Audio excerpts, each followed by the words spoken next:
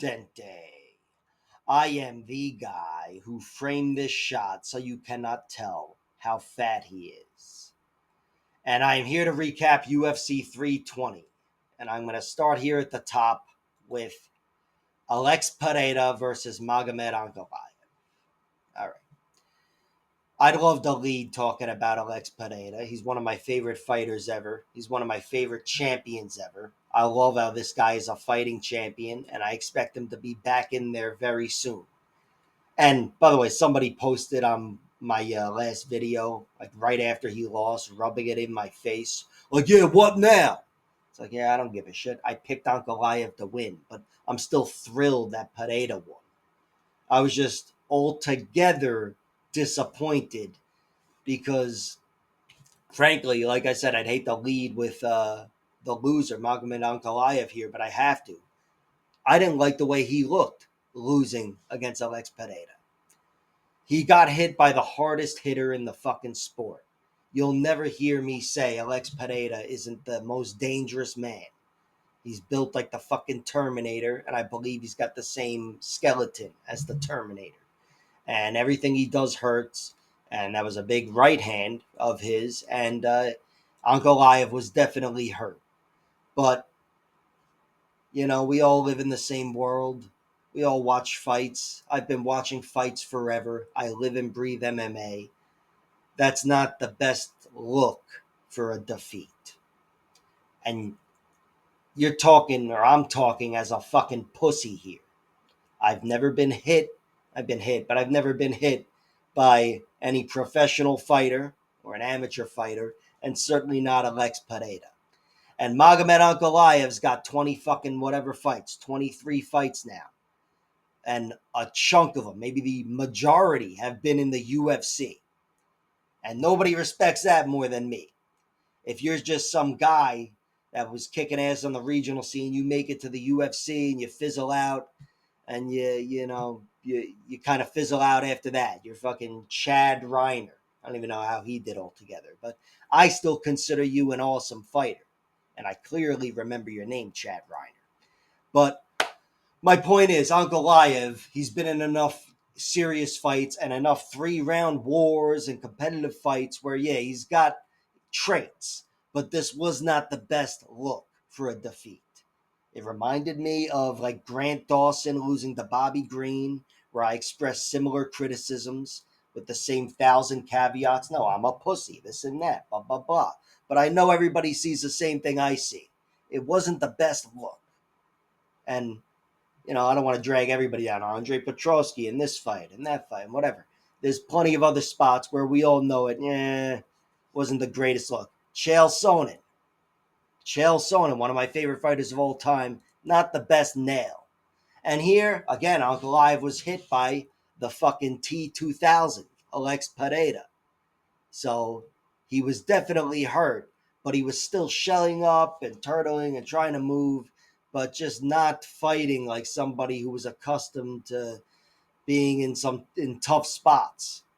And he just kind of waited for it, in my opinion, and Alex Pereira won. All right, I'm done shitting on Ankalaev. I had to get that off my chest. Alex Pereira, he's my favorite champion. He's back. This increases his legacy to the point at which, he was already a Hall of Famer. He's been a Hall of Famer for like 5 fights or whatever now. But this is huge. He's now a 2-time champion. And, the defeat to Ankalaev, especially with this one following it, this destruction, the defeat was a close fight. So Alex Pereira's got a very pretty resume, and he's calling to fight John Jones on the White House card. Everybody's fighting on the White House card. I think I'm fighting Conor McGregor. But Alex Pereira, he's the man, and he just beat a guy that I thought was the man. And he didn't catch him in a triangle choke with fucking 1 second left either. Not that I'm diminishing that victory. That was fucking awesome for Paul Craig and a true demonstration of his traits. But here, Alex Pereira's got that one trait that cannot be denied: natural power. He is the most dangerous puncher ever. I think he tops Rumble Johnson, even though he doesn't put everything into it. He's just so fucking dangerous. And he reclaims his title after 80 seconds, and I would love to see him get that fight against John Jones. I'd love to see him do anything. He's talking about heavyweight. This guy, he's earned it. You know, he's fighting. He's a company man, and he kicks ass. Does so, stepping up for the company in huge spots, and I'd love to see him level his own career up here now, even though it seems like that's barely possible because he's got another huge notch on his belt here with another light heavyweight championship. This guy's one of my favorite champions. I'm so glad he won the fight now that I've made peace with losing the money. And yeah, I'm glad he's the first guy to take out Ankalaev like that. Just walked right through him. Fucking amazing for Pereira. The co-main event, Merab Dvalishvili beat Corey Sandhagen in what was a really good fight with a few curveballs. Merab in round 2 came very close to taking out Corey Sandhagen. That was a big surprise for me. I mean, I know Merab, he's definitely a physical fucking tank. He can crack, but he's not the most destructive guy typically. But he is a guy that can take liberties that other people can because he's such a problem in the wrestling department. He's such a threat, a constant threat that it leaves so many openings for him. And against a guy that I do consider to be a superior striker, even though I don't know what the fuck I'm talking about, Merab Dvalishvili nearly knocked him out, cracked him. I think with a few big shots, but then against the cage, teed off on Corey. I was surprised that wasn't finished. But altogether, Corey made it a good battle. I thought he started battling his way back after that, not immediately, but in round 4, I thought he won. And in round 1, of course, he looked really good, stuffing takedowns and taking it to Merab on the feet. Corey Sandhagen looked really sharp. But in the end, I thought this was a loss that was kind of similar for Corey to his losses to Umar and Piotr Jan, where he's competitive, but round and a half competitive. Merab was 3.5 rounds dominant here, and I thought Merab definitely got the better of him. Merab, no doubt, is the hardest worker in the sport. He's a problem, and now everybody's stuck going 5 rounds with him, and that's always going to be a problem. I know Merab's lost, again, he lost round 4 here, arguably, to Corey Sandhagen. I think it was round 4. Merab's definitely not dominant in such a way where he's going to run away with those rounds always, but he's always generally going to be the better man.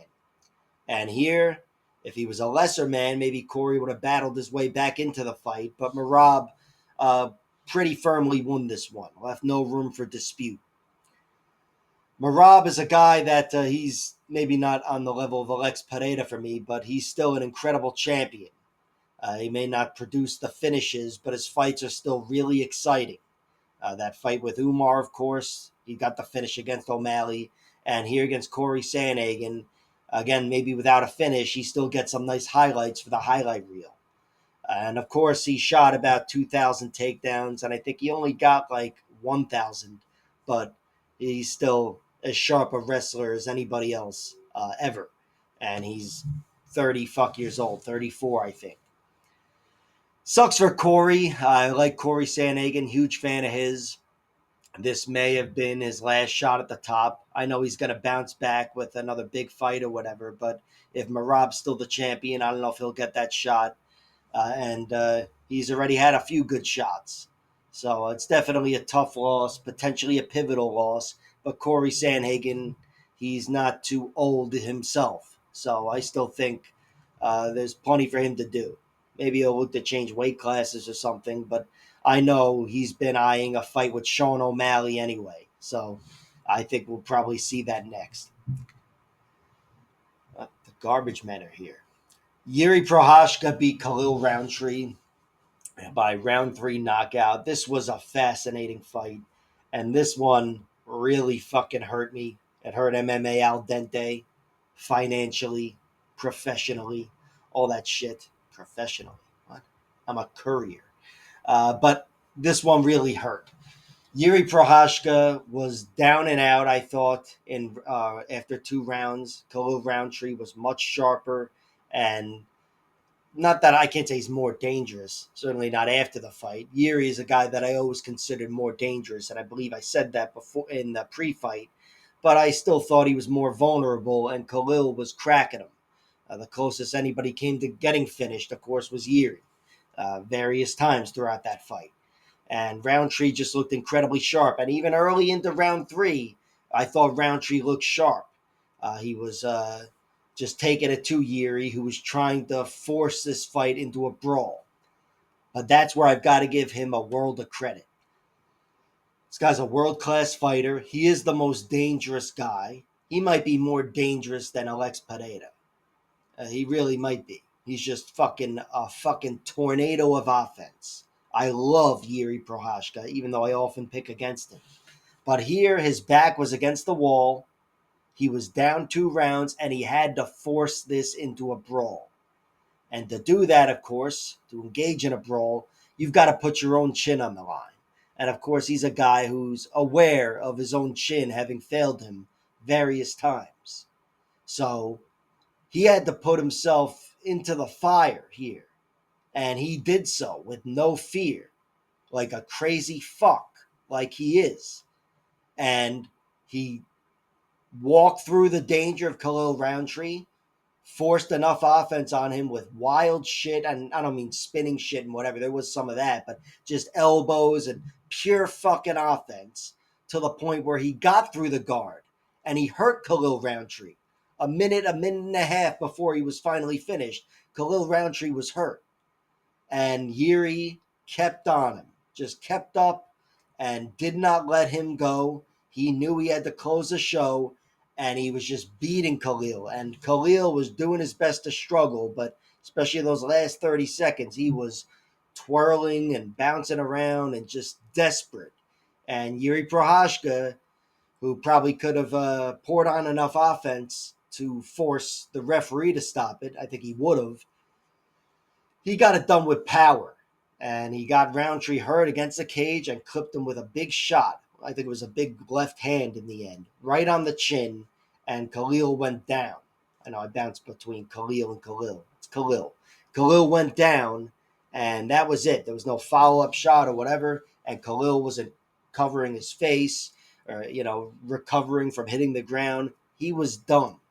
And Yuri Prohashka gets one of the most incredible comebacks I've ever seen and one of the most well-deserved victories. This was reminiscent of Tim Boetsch versus Yushin Okami at UFC 144. Check it out. It's where Joe Rogan is just going, outstanding! Outstanding! Like 3 or 4 times after the fight's over. And this was similar. Tim Boetsch was down 2 big rounds, I think 10-8 rounds, with Yushin mounting and dominating him, and he had one shot.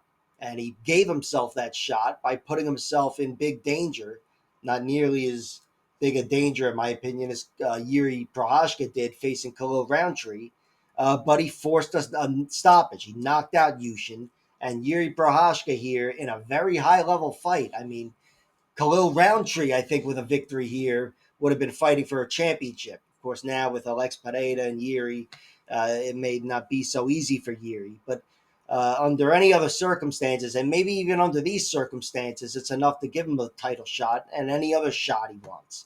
I mean, this guy is fucking phenomenal. The first 2 rounds did not look great, but what he did in round 3 was phenomenal. And I won no money on it. I had Khalil Roundtree winning.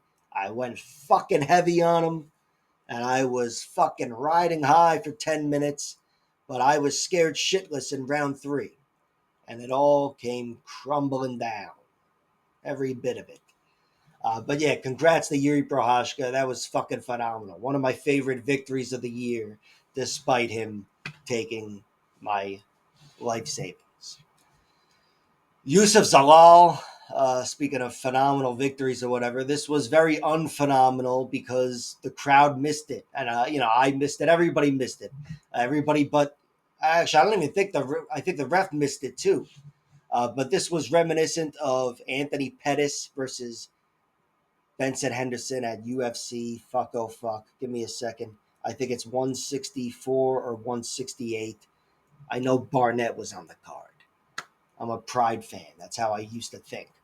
But either way, the armbar is what got it done. Maybe even in the same fuck. It was very similar to Pettis versus Henderson. But he got it done very quickly, Yusuf Zalal.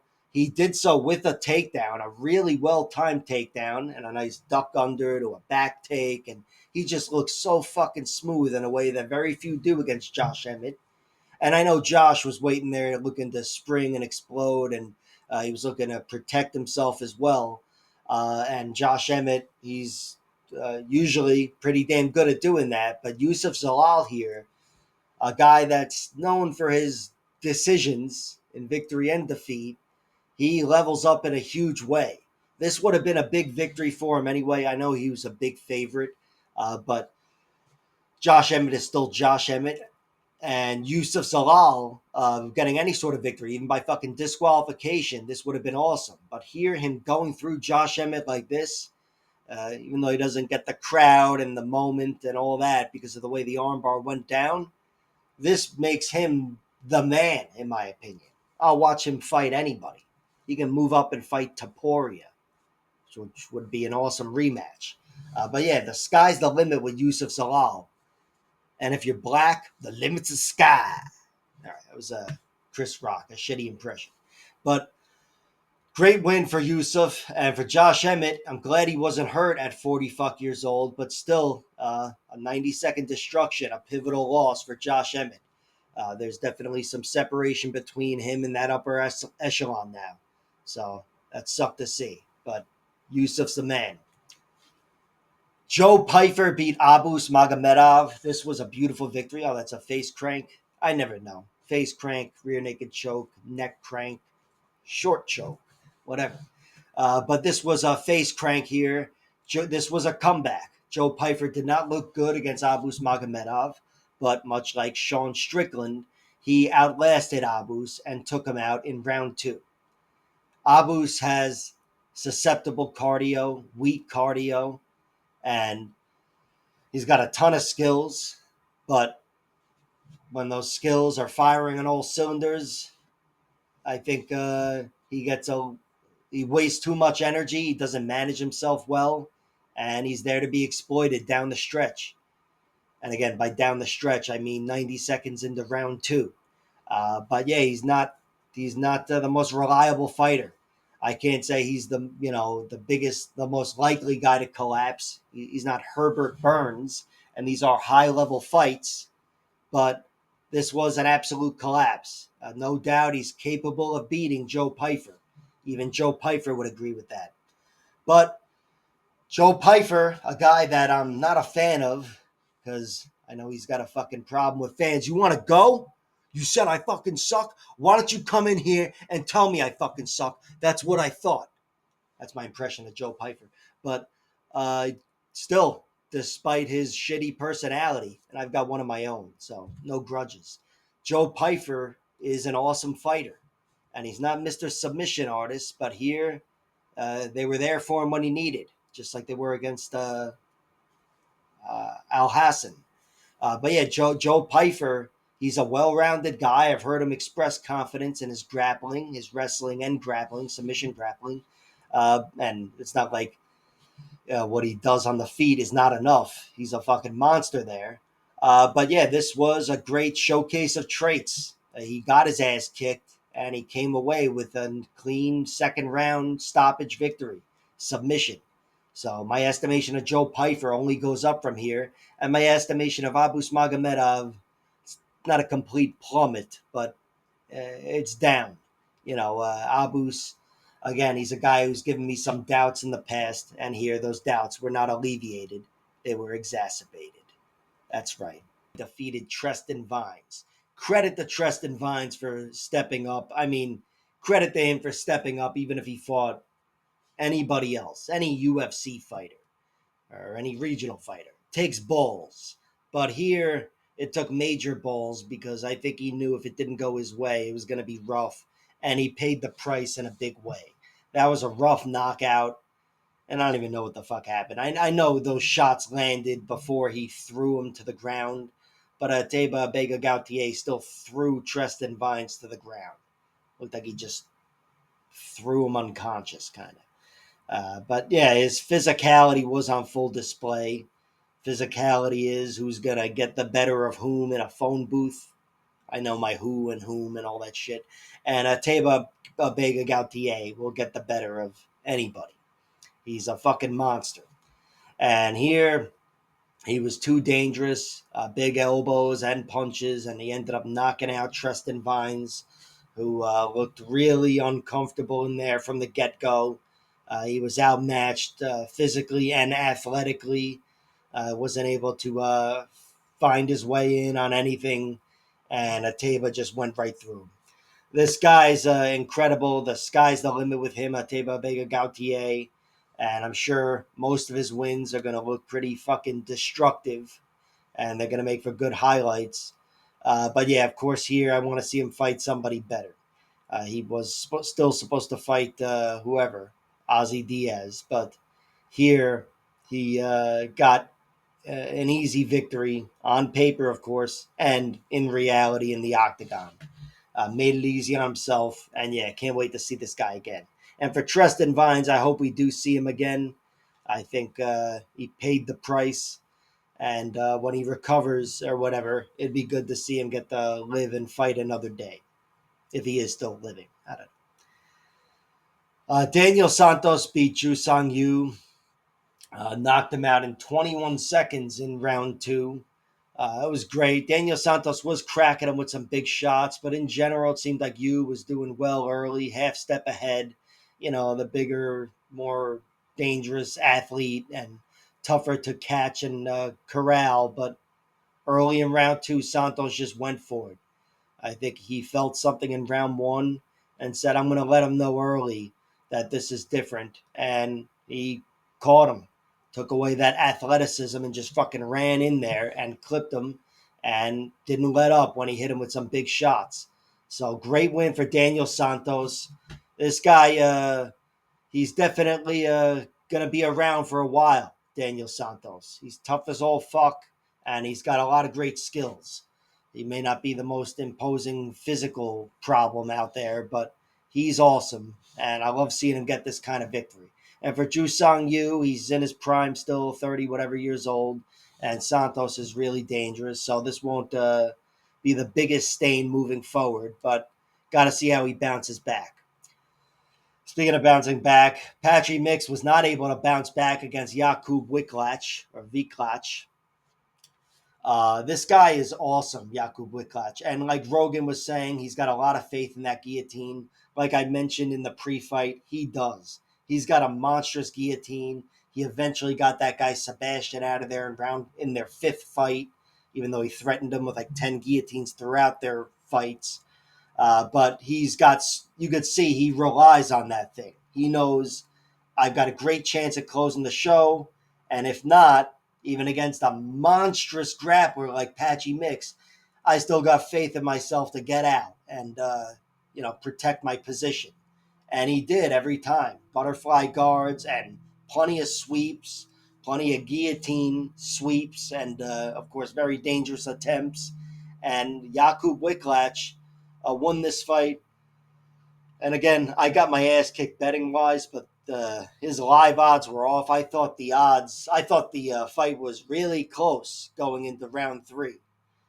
And Patchy Mix, look, in the end, Patchy Mix was able to secure position, but I think I've seriously overestimated Patchy Mix. I've watched his whole career, and I think here he's just fighting bigger, better athletes. I'll never stop praising the guys Patchy Mix has beaten. I love Kyoji Horiguchi and Sergio Pettis. Big fucking weekend he had. And everybody he's beaten and everybody that's beaten him. But here, I think he's fighting better athletes in the UFC, and that's pretty evident with the strike and just on footwork alone. Patchy Mix is not able to have his way here. And on the ground, he's not as strong. I expect him to be stronger here. Again, like I said in the pre-fight, Jakub Wiklach, I have a lot of respect for this guy, and he could prove to be a bad matchup for Patchy Mix. I remember saying that. Like, I have a ton of respect for his grappling. So it's not like not submitting this guy is the biggest stain. But Patchy Mix still, even without going through him with submissions, he wasn't able to achieve position to even threaten with the submission. There were a few guillotines where he didn't even get like halfway there. And in the end, Patchy did mount him, I believe, early. He mounted him immediately, actually. But that was it for his grappling dominance. And in the end, I think he was comfortable sitting in half guard. He realized, I can't contain this guy. And yeah, Patchy, I think he's not the strongest bantamweight here in the UFC. And Jakub Wiklach, I'm glad he won because he's definitely a very respectable fighter, and I think he's gonna be around for a while in the UFC. Uh, I think this guy is like Patchy Mix, an opportunistic submission artist, and I think he's gonna get plenty of subs.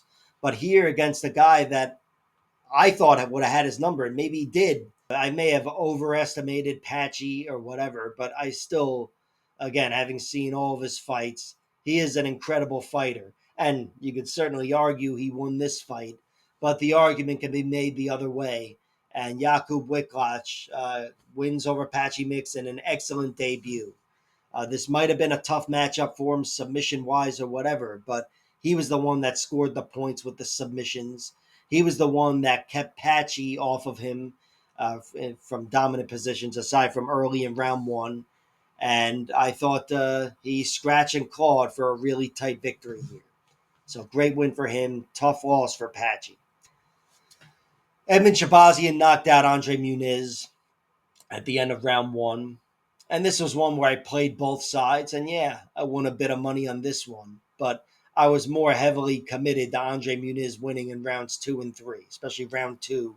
And the after round one, towards the end of round one, before he got knocked out, I was very pleased with the way things were going because he looked a step and a half behind early, but then I thought he started to connect with Edmund Shabazian, and I thought he started to kind of take over, not to the point at which he would have won round one, but it was still a good look for him, especially against a real front runner like Edmund Shabazian.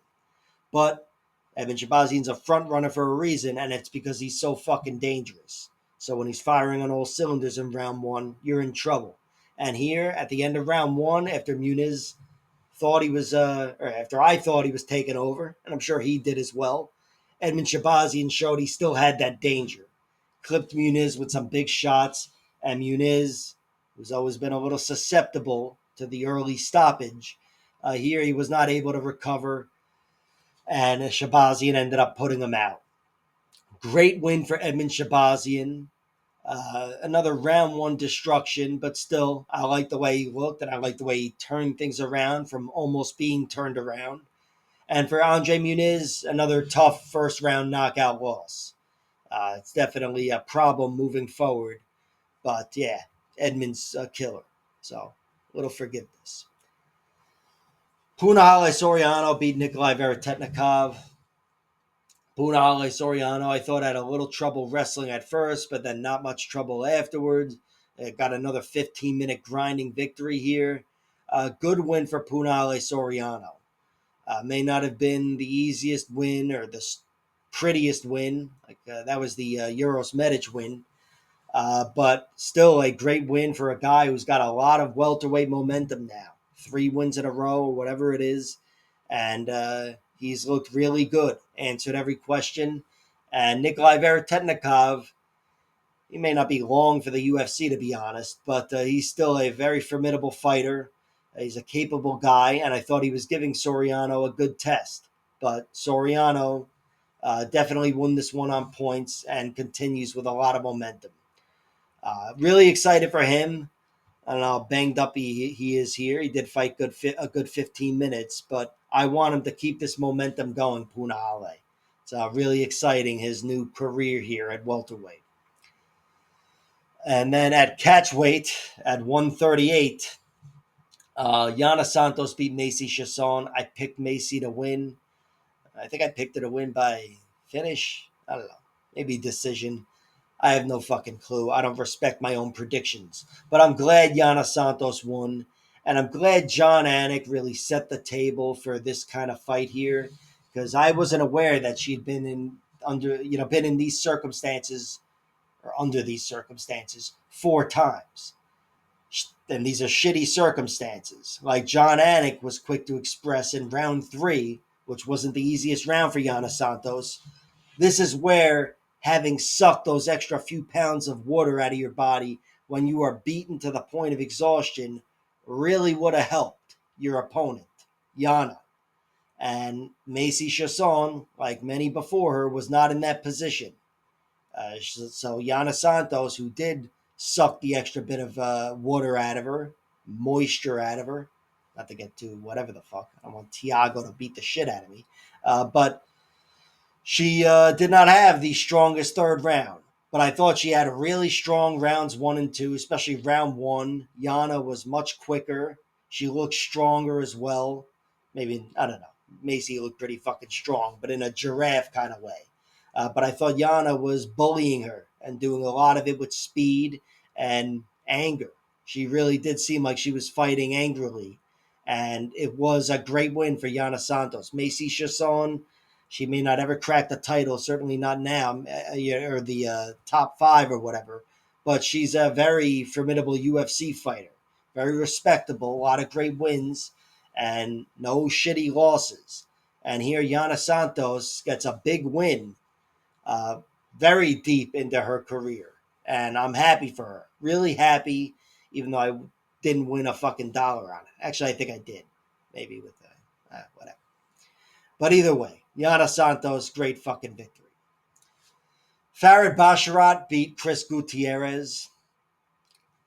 You know, Farid Basharat's going to do what Farid Basharat does. Chris Gutierrez, I thought, gave him hell in round 3, really took it to him, ended up putting him on his ass and hit him with some good shots early. But Chris needed to close the show here, or he needed to do more in rounds 1 and 2. In the end, this was a close fight, but it's another clear, decisive Farid Basharat victory. Rounds 1 and 2 for Farid, and round 3 for Chris Gutierrez. Credit to Basharat for not completely falling off a cliff, but you will hear me mention the next time I break him down that it wasn't the greatest look, him falling off in round 3. And I do expect him to have a very serious man in front of him in his next fight, even though he just fought in the 3rd fight of the night here. But Chris Gutierrez is very respectable, and despite the respect, he wasn't enough for Farid Basharat here. So good win for Farid, tough loss for Chris. Ramiz Brahimaj beat Austin Vanderford by guillotine choke in round 2. This was a great win for Ramiz Brahimaj. He's typically a round 1 guy, but here Austin Vanderford was all over him, was eventually able to secure a takedown, and I think proved to be twice as strong as Brahimaj in round 1. But in round 2, Brahimaj just went for it. It wasn't quite like Yuri versus Khalil, but he went for it. You could see he was more aggressive. And when fighters have that hit you at any cost in them, it's always a problem. These are all very fucking dangerous men. And Ramiz Brahimaj had that in him. I'm going to hit this guy at all costs. I think he slung a head kick at him. I don't know. But either way, I remember the hammer fist and Travis Brown elbows when Austin got in tight. He never let up. And of course, he's an incredibly dangerous submission artist. All but one of his victories are submissions. And this is one of his most valuable wins yet. A round 2 submission over Austin Vanderford. He's a really good fighter, really good grappler. I've got some doubts in Austin Vanderford and how he is as a nail, to be honest. And you will hear me mention that moving forward. But when I talk about Brahimaj, you'll hear me mention grit as well, because this was a gritty victory, and this was a nice showcase of traits. Veronica Hardy beat Brogan Walker by decision. Veronica Hardy was just sharper than Brogan Walker. Brogan Walker was able to mix things up at points and clip Veronica Hardy with some shots enough to distract her and take her down. But in general, Veronica Hardy was the better woman. She was the better woman on the feet, much sharper and more dangerous altogether, really putting a lot into those hooks. Although, like Joe Rogan said, she wasn't really bringing the kicks like she could have. But still, she was moving and grooving and doing really well. And also, she mixed it up and got on top of Brogan as well. I think Veronica Hardy is twice as dangerous as she is on the back as she is on the ground. And I was saying that right as Joe Rogan was making the opposite point. Not to shit on Joe, I love Joe. But it was good to see the armbar attempt come from out of nowhere in the middle of him saying that. Because, yeah, Veronica Hardy's always had a slick guard. And it's definitely an asset. And it almost was here. But Brogan Walker was able to survive that. Yeah, she didn't tap. There was a little controversy there because Veronica seemed pretty convinced that she tapped. She did kind of like tap her leg or whatever, but it wasn't a tap. It's just what happens when fighters are moving around with no balance. So Brogan Walker, this wasn't the greatest return for her. I know she's had some tough injuries, like they said, and whatever. And this was a bounce back, but it wasn't a bounce back victory.